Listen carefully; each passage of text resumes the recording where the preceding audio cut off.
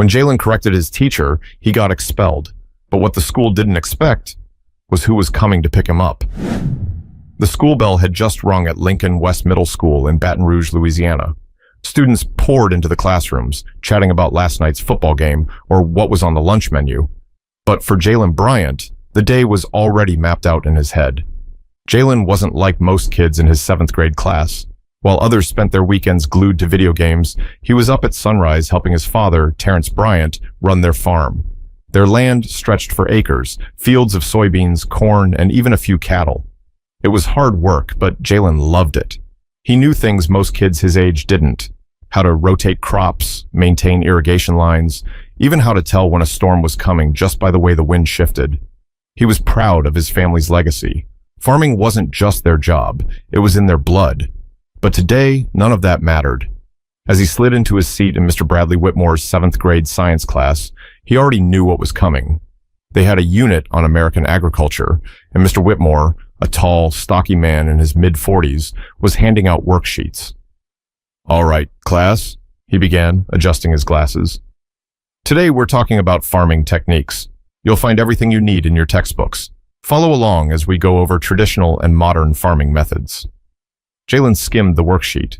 Right away, he spotted things that didn't sit right with him. The section on soil rotation? Outdated. The paragraph on irrigation? Missing key facts. The claim that small farms were being phased out by corporate agriculture? Not entirely true. His family was living proof of that. Mr. Whitmore continued, walking up and down the aisles as he spoke. Farming has changed drastically over the years. Traditional methods are becoming obsolete. Most small farms are struggling to survive, and corporate agriculture is taking over. Jalen raised his hand. "That's not exactly true." Mr. Whitmore turned, his expression tightening. "Excuse me?" "My family runs a farm," Jalen said, sitting up straighter. "We use modern techniques, but we're still a small business, and crop rotation isn't outdated. It's actually more important now because of soil depletion." A few students turned to look at him. Some smirked. Others whispered. Mr. Whitmore let out a short laugh. "Jalen, I appreciate your input, but I think I'll trust the experts who wrote the textbook." "But the textbook is wrong." Sorry, Jalen insisted. "We use precision farming, drones, soil sensors, GPS-guided tractors. Small farms aren't just surviving, they're innovating." The room got quiet. Mr. Whitmore set his textbook down and folded his arms. "Jalen, this class follows the curriculum. If you have concerns, you can discuss them after class." Jalen clenched his jaw. "But you're teaching us the wrong information." A few kids chuckled under their breath. Mr. Whitmore's face darkened. "That's enough. Take your worksheet and complete the assignment." Jalen didn't back down. "So we're supposed to just copy wrong answers?" The tension in the room thickened. Mr. Whitmore's voice dropped, cold and sharp. "You're being disruptive. If you can't respect this class, you can leave." Jalen stared at him, heart pounding. "I'm just telling the truth." That was it. "Office, now," Mr. Whitmore snapped, pointing at the door. A few gasps rippled through the classroom. Jalen's hands curled into fists as he grabbed his backpack and stood. The stares burned into his back as he walked out, his chest tight with frustration. But he had no idea this was only the beginning. Jalen walked down the hall, his sneakers squeaking against the polished tile floor. The air was thick with a mix of anger and disbelief. He wasn't a troublemaker. He wasn't loud or disrespectful. He just refused to let someone tell him that his reality, the very thing his family built with their hands, wasn't real.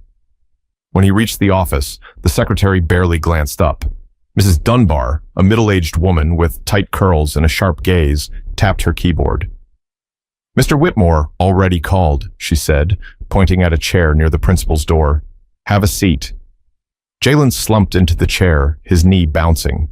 A few minutes later, the door creaked open, and Principal Harold Easton, a gray-haired man with deep lines on his face, gestured for him to step inside. The office smelled like old books and lemon-scented cleaner. The principal leaned back in his chair, rubbing his temples. "Jalen?" he started, his voice tired. "What's going on?" Jalen sat up. "I corrected Mr. Whitmore on something in class. He said I was being disruptive." Principal Easton sighed. "Did you raise your voice?" "No." "Did you argue after he told you to stop?" "I just told him the textbook was wrong," Jalen said firmly. "Because it is. My family farms, and we..." Easton held up a hand. Look, I'm not saying you're wrong, but in a classroom setting, you have to respect the teacher's authority. Jalen's jaw tightened. Even if he's wrong? Principal Easton hesitated. There's a time and place for discussions like that, he finally said. Maybe you could have asked him after class. Jalen shook his head. He wasn't going to listen. He laughed at me. Easton sighed again, heavier this time. Jalen, I have no reason to believe Mr. Whitmore was trying to disrespect you, but he felt you were disrupting the class. That's the issue here. Jalen's fingers dug into his jeans. So I'm supposed to just sit there and let him teach things that aren't true? Before the principal could respond, the door opened and Mr. Whitmore stepped inside. His expression was tight, his arms crossed over his chest. I see we're still debating this, he muttered. Principal Easton looked between them. Mr. Whitmore, I'd like to find a way to resolve this without taking disciplinary action. Jalen says he wasn't being disrespectful, just correcting misinformation. Mr. Whitmore's face darkened. This isn't about whether he's right or wrong. It's about following rules. I gave him an instruction, and he ignored it. Jalen swallowed his anger. You didn't answer my question. You just wanted me to shut up. Whitmore's lip twitched. Watch your tone, young man. Principal Easton leaned forward, rubbing his chin. Mr. Whitmore, is this worth suspension? Jalen's heart pounded. Suspension? For what? Whitmore hesitated, then said, I think a firm consequence is needed. Easton let out a long breath before nodding. Jalen, I'm going to have to send you home for the rest of the day. We'll discuss further action tomorrow. Jalen's stomach dropped. That's not fair. Principal Easton raised a hand. It's not about fair, Jalen. It's about structure. Jalen stood, his chair scraping against the floor, his fists clenched at his sides, but he knew arguing wouldn't change anything. Mrs. Dunbar called his mother, and within 20 minutes, Tasha Bryant arrived, her face unreadable as she walked into the office. Jalen knew that look. It wasn't anger. It was something worse. Disappointment. Easton explained the situation, and by the time they walked out, his mother's silence weighed heavier than words. The car ride home was tense. You want to explain to me why I had to leave work for this? She asked finally. Jalen stared out the window. I told the truth. Tasha let out a slow breath. You could have told the truth after class. Jalen shook his head. He wasn't going to listen. His mother didn't argue. But when they pulled into the driveway of their farmhouse, Jalen's father was already standing outside, arms crossed. Terrence was a big man, broad shoulders, rough hands from years of work. He didn't raise his voice often, but when he did, people listened. What happened? He asked, his voice steady. Tasha explained as Jalen stood there, kicking at the dirt. When she finished, Terrence exhaled through his nose. They suspended him for that? Tasha nodded, and Easton said they'd discuss further action tomorrow. Terrence's jaw tightened. So, we're punishing kids for knowing more than their teachers now? Jalen's chest loosened a little. At least his dad was on his side. I'll handle it, Terrence muttered. But before he could walk inside, a deep voice rumbled from the porch. No, the voice said, I will. They all turned. Ezekiel Bryant, Jalen's grandfather, stood in the doorway. His 6'4" frame cast a long shadow, his silver beard trimmed sharp. Dressed in dark jeans and a pressed button-up, he looked like the kind of man who didn't waste words. Jalen's stomach flipped. His grandfather didn't get involved in small things. If he was stepping in, this wasn't small anymore. Ezekiel cracked his knuckles, his gaze hard. They want to send my grandson home like he's some delinquent, he said. Fine. Then his lips curled into a smirk. But tomorrow we're sending a message. And by the next morning, nobody at Lincoln West Middle School would forget the name Ezekiel Bryant. That night, Jalen barely slept. Every time he closed his eyes, he replayed the moment in the principal's office. The way Mr. Whitmore looked at him, like he was just some kid who didn't know anything. Like his voice didn't matter. But the moment that stuck with him the most, his grandfather's reaction. Ezekiel Bryant wasn't a man who got worked up easily. He had been through too much, seen too much. A retired military veteran, he built his wealth through smart investments in land and agriculture, turning a small farm into an empire. People in town respected him, some even feared him. Not because he was violent, but because he was the kind of man who never let disrespect slide. So when he said they were sending a message, Jalen knew something big was coming. By morning, the house was buzzing. Jalen sat at the kitchen table, staring at his uneaten toast as his mother paced, phone in hand. "I don't understand how this escalated," she muttered. "Why are they acting like he committed a crime?" Terrence sipped his coffee, his expression unreadable. "Because some people don't like being challenged." Ezekiel sat at the head of the table, calm as ever, cutting into his eggs like he didn't have a single worry. Then, without looking up, he said, "Jalen, put on a clean shirt. You're coming with me." Jalen blinked. "Where?" His grandfather finally looked up, a slow smirk pulling at the corner of his mouth. "To school." Before Jalen could ask why, he heard it, a deep, distant rumble, the kind that made the windows tremble. His father set down his mug. "Now, Zeke." Ezekiel pushed back his chair and stood. "I told you, I'm handling it."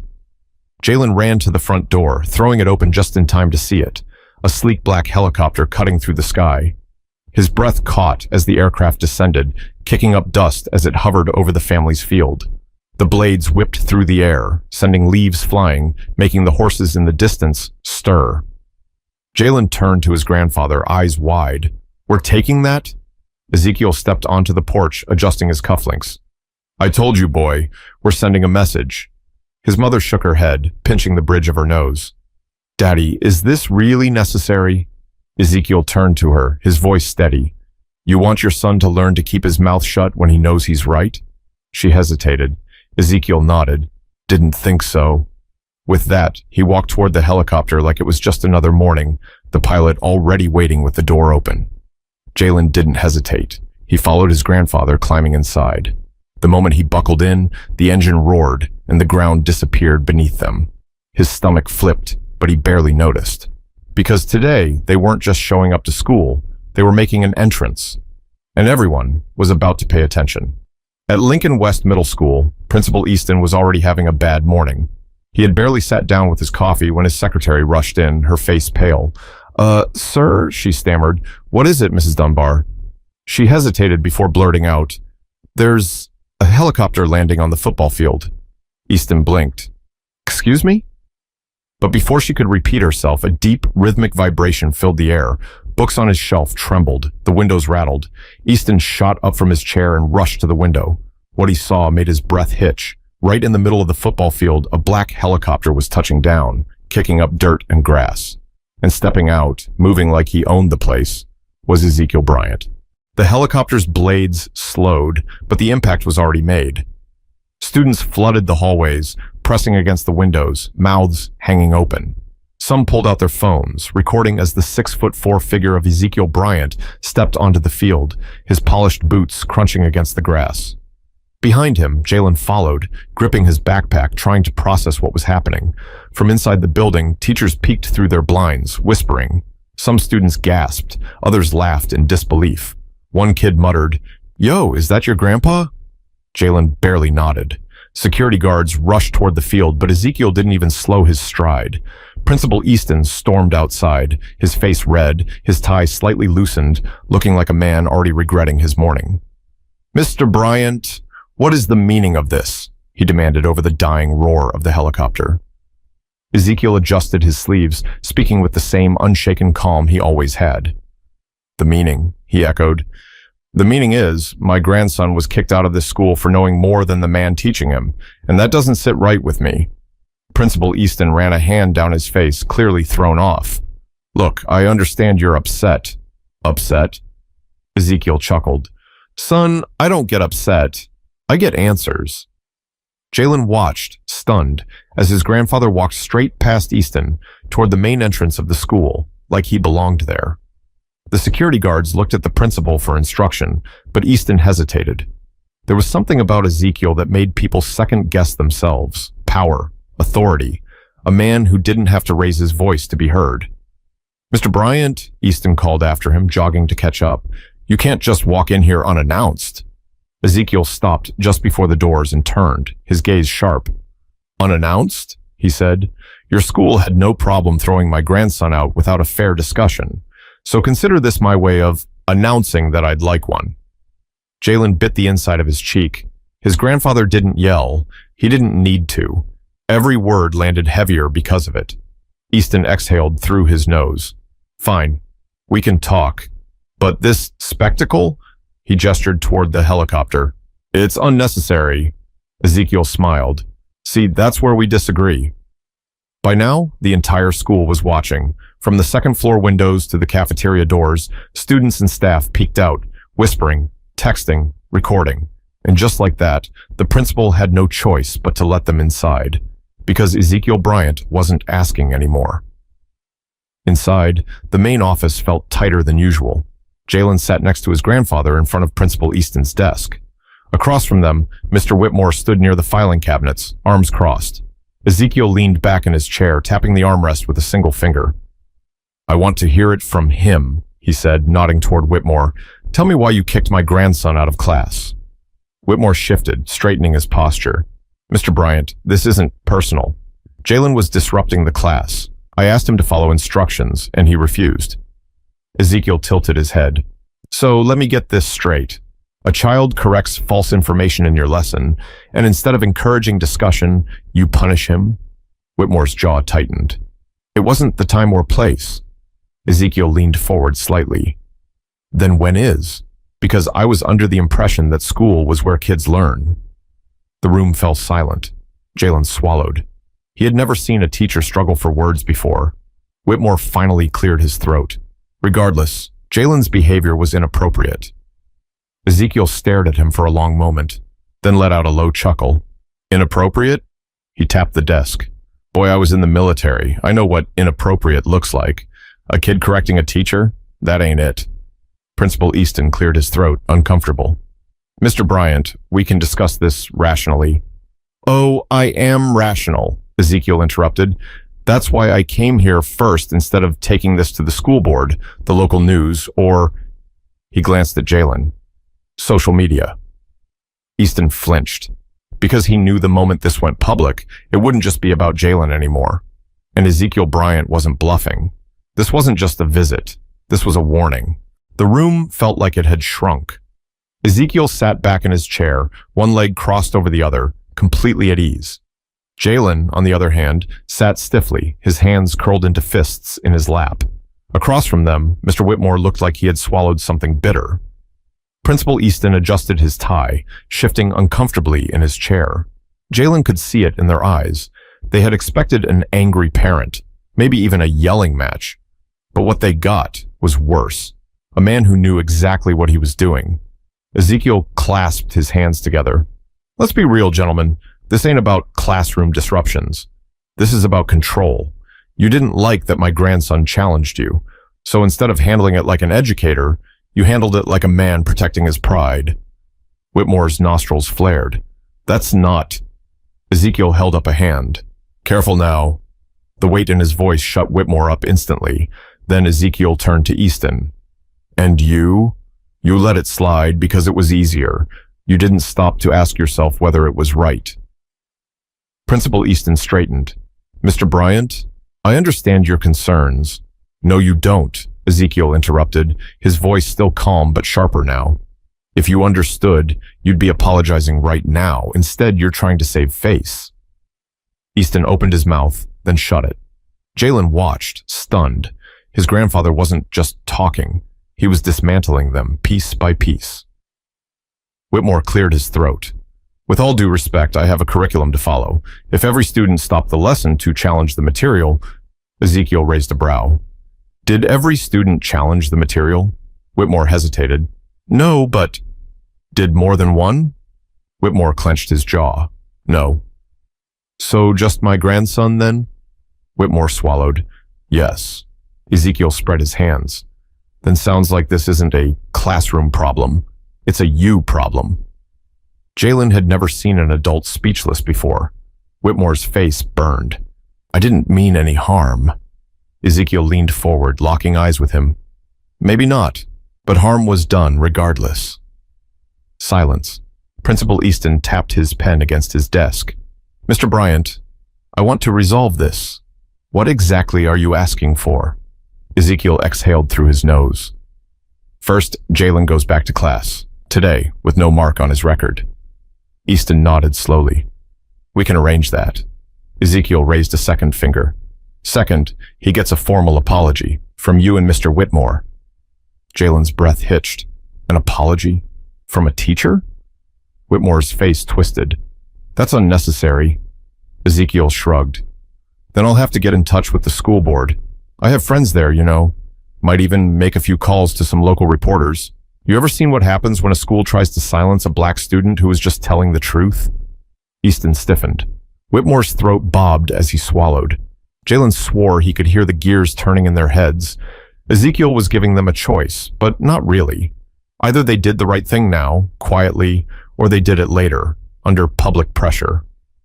Whitmore looked at Easton, then at Ezekiel. Then, reluctantly, he sighed. Fine. Ezekiel turned to Easton expectantly. The principal adjusted his glasses and cleared his throat. Jalen, we shouldn't have rushed to judgment. I apologize. Jalen sat frozen. He didn't know if he was in shock or just waiting for someone to tell him he was dreaming. Then, slowly, Whitmore exhaled, his hands clenched, like it was physically painful for him to do what he was about to do. Jalen, he said through gritted teeth, I'm sorry. Jalen didn't say anything, not because he couldn't, but because for the first time he didn't have to. Ezekiel clapped his hands together. Good. Now that we've settled that... He stood, towering over the desk. I'll be keeping an eye on this school. If anything like this happens again, I won't be coming alone. Easton's brows pulled together. Is that a threat? Ezekiel grinned. Nah, it's a promise. Jalen grabbed his backpack as his grandfather turned to him. Come on, boy. Let's get you back to class. And just like that, the meeting was over. As Jalen walked down the hallway, every pair of eyes was on him. Students whispered, some nodded in approval, others just stared. Jalen wasn't sure if they saw him differently now, if they looked at him with respect or just shock. But honestly, he didn't care, because when he stepped into the classroom, Whitmore barely looked at him. And for the first time ever, Jalen took his seat knowing he had won. Jalen slid into his seat feeling a weight lift off his chest. The classroom was silent. Some students eyed him cautiously. Others grinned like they had just watched the greatest showdown in history. A few kids gave him a nod of respect. Not the kind you get for being cool, but the kind that says, I saw what you did. That took guts. Mr. Whitmore stood at the front, gripping his textbook a little tighter than usual. He didn't say anything, didn't acknowledge Jalen's return. But Jalen didn't need him to, because everyone in that room knew what had just happened. The lesson carried on, but something was different. Jalen wasn't just another student anymore. He was proof. Proof that sometimes standing your ground meant shaking the whole damn system. Later that afternoon, the helicopter lifted off once again. Jalen stood outside with his grandfather, watching as the blades cut through the sky. The school parking lot was still half full, but he knew that by tomorrow, the whole town would be talking. Ezekiel adjusted his sleeves, glancing at his grandson. So, what'd you learn today? Jalen thought about it, about how he had been ready to fight with words, how he had thought the only way to be heard was to argue louder. But his grandfather had shown him something different. Power wasn't just about being right. It was about knowing when to make people listen.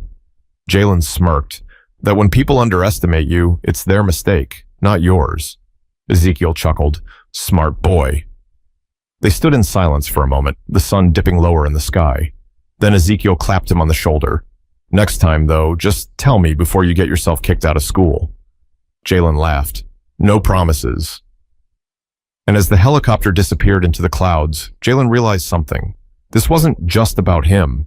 It was about every kid who had ever been told to sit down and stay quiet. Every kid who knew something the world didn't want to hear. And today, for all of them, he made sure they did. Never let anyone silence the truth.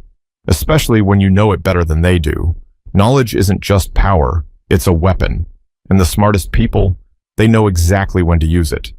Have you ever been in a situation where you knew you were right, but weren't taken seriously? Drop your story in the comments. Let's talk about it.